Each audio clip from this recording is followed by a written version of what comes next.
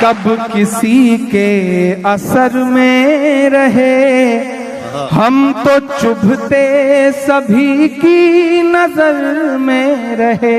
استقبال ہے ناظرین آپ سبھی کا IR مشاعرہ میڈیا میں آپ کے ساتھ محمد ارشاد سنیں گے دوستو عمران پرتاپ گری کی ایک شاندار نظم۔ اس سے پہلے بتا دوں کسی نے کیا ہی خوب کہا ہے، سب کچھ کھونے کے بعد بھی اگر حوصلہ باقی ہے تو آپ نے کچھ نہیں کھویا۔ آئیے سنتے عمران پرتاپ گری کی نظم۔ تو آپ سے گزارش ہے ویڈیو کو لائک کیجیے اور چینل کو ضرور سبسکرائب کیجیے۔ کب کسی کے اثر میں رہے، ہم تو چبھتے سبھی کی نظر میں رہے۔ منصور بھائی سنیے گا، اچھی نظم سناتا ہوں۔ ہم کہاں کب کسی کے اثر میں رہے، ہم تو چبھتے سبھی کی نظر میں رہے۔ ہم کہاں کب کسی کے اثر میں رہے، ہم تو چبھتے سبھی کی نظر میں رہے۔ ہم تو چبھتے سبھی کی نظر میں رہے۔ ہم کے طوفان پہ کوئی قصیدہ لکھیں، اس سے بہتر ہے کشتی بھنور میں رہے۔ ہم کہاں کب کسی کے اثر میں رہے، ہم تو چبھتے سبھی کی نظر میں رہے۔ میرے بڑے بزرگ شاعر کہتے ہیں وہ تو آنسو بیچتا ہے، وہ تو درد گا کر کے یہ کرتا ہے، پیسے بہت لیتا ہے۔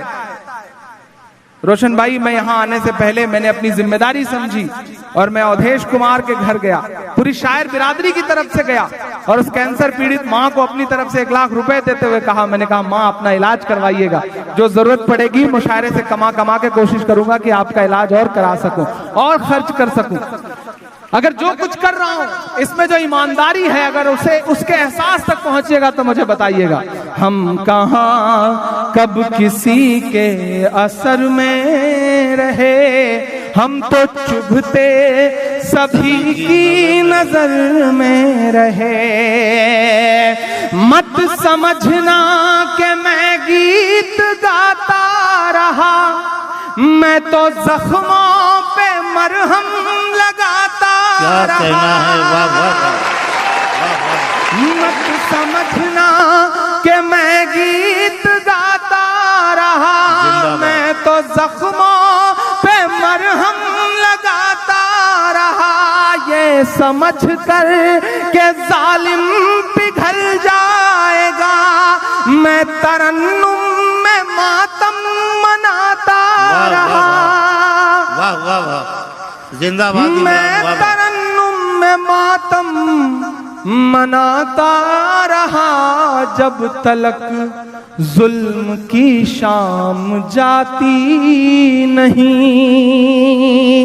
جب تلک ظلم کی شام جاتی نہیں، تب تلک ہر قلم دوپہر میں رہے۔ ہم کہاں کب کسی کے اثر میں رہے، ہم تو چبھتے سبھی کی نظر میں رہے۔ ملک کا موجودہ ماحول اور میرا آخری بند کہ ایک ہو جائے کوئی چارہ نہیں، ظالموں کی حکومت دوبارہ نہیں۔ ایک ہو جائے کوئی چارہ نہیں، ظالموں کی حکومت دوبارہ نہیں۔ سچ کا جگنو اکیلا بہت ہے، مگر جھوٹ کا کوئی سورج گواہ۔ اب آئیے دوستو ندائی ممبر و محراب کتاب سے سنتے ہیں کچھ بہترین باتیں۔ اس اعتراض کا جواب کئی طریقے سے دیا جا سکتا ہے۔ پہلی بات تو یہ ہے کہ قانون کے بارے میں کہا جاتا ہے کہ وہ اندھا ہوتا ہے، मगर ये बात इंसानों के बनाए हुए कानून पर तो सादिक आती है, लेकिन अल्लाह ताला के बनाए हुए कानून पर यह बात हरगिज सादिक नहीं आती। औरतों को जहाँ पर्दे का हुक्म है, वहीं बाज इस्तिस्नाई हालात में हया के तकाजे पूरे करते हुए घर से बाहर निकलने की भी इजाज़त है। बेवा और मजबूर औरतों के हमदर्दों को चाहिए कि वो ऐसी इंडस्ट्रीज लगाएं जहां ऊपर से नीचे तक सारा अमला खवातीन पर मुश्तमिल हो। आखिर तुम कब तक औरत को हर मामले में मर्द का दस्त नगर और मोहताज बनाए रखोगे? औरत साहिब शऊर है, समझदार है, हालात को समझती है। तुम उस पर एतमाद करो और उसे पूरी फैक्ट्री बगैर किसी मर्द की गुलामी और चाकरी के चलाने दो। इसी तरह उन हमदर्दों को चाहिए कि वो अपनी सेक्रेटरी किसी नौजवान लड़की की बजाय बेवा और उम्र रसीदा औरत को बनाएं। मगर खूब अच्छी तरह अपने जज्बात का जायजा ले लीजिए, कहीं ऐसा तो नहीं कि तुम्हें हमदर्दी औरत की मजबूरी और बेवगी से नहीं, बल्कि उसके हुस्न जमाल और रानाई व ज़ेबाई से हो। लेकिन मेरे दोस्त, माफ़ फरमाना, उसे हमदर्दी नहीं कहते, उसे दिमाग का फतूर कहते हैं, उसे इश्क का नासूर कहते हैं, उसे शहवत का वफूर कहते हैं, उसे रिस्क का नशा और गुरूर कहते हैं, उसे जवानी का निशात और सुरूर कहते हैं। हाँ मिस्टर, लोग उसे हमदर्दी ज़रूर कहते हैं, मगर हम उन्हें इस दरोग गोई में मजबूर कहते हैं, यूरोप के गुलाम और मशहूर कहते हैं। दूसरी बात यह है कि इंतहाई शदीद हालात में अगरचे औरत को निकलने की इजाज़त है, मगर बाज़ लोग महंगाई का नाम सिर्फ रस्म दुनिया निभाने के लिए लेते हैं, वगरना मुलाजिमत पेशा खवातीन में से अक्सरियत उनकी है जो या तो सिर्फ यूरोपियन खवातीन की हमरंगी का शौक पूरा करती हैं और या फिर पॉकेट मनी और ताशियात और मेकअप के सामान में इजाफा की खातिर नौकरी करती हैं, और बाज़ ऐसी भी हैं जो शोहर साहब का दिमाग सीधा रखने के लिए अपने आप को इस जंजाल में डालती है। उनकी सोच ये है कि खुद कफील बनूं ताकि मर्द की हाकिमियत का खात्मा हो सके, और हमने ऐसे घराने देखे हैं जहां औरतें खुद कफील हो जाती हैं तो मर्द बेचारे को भीगी बिल्ली बनकर रहना पड़ता है।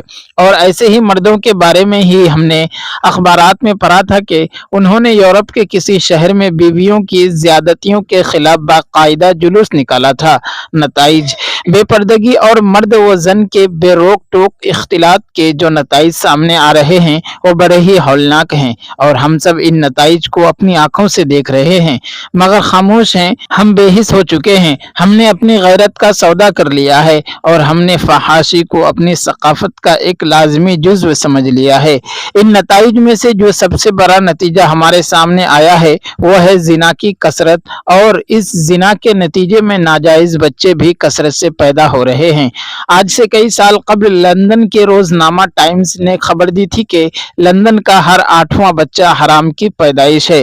ये तादाद बड़ी सराहत सी बढ़ती जा रही है, और ऐसा नजर आ रहा है कि आइंदा चंद सालों में कोई ऐसा बच्चा मिलना मुश्किल होगा जो हरामी ना हो। फिर कमाल यह है कि हरामी बच्चा होने या उसका बाप या माँ होने पर कतअन किसी किस्म की आर महसूस नहीं की जाती, बल्कि बरसरे आम उसका इजहार किया जाता है। दोस्तों, वीडियो के आखिर में आपसे गुजारिश है, अगर वीडियो पसंद आई हो तो वीडियो को लाइक कीजिए और चैनल को ज़रूर सब्सक्राइब कीजिए।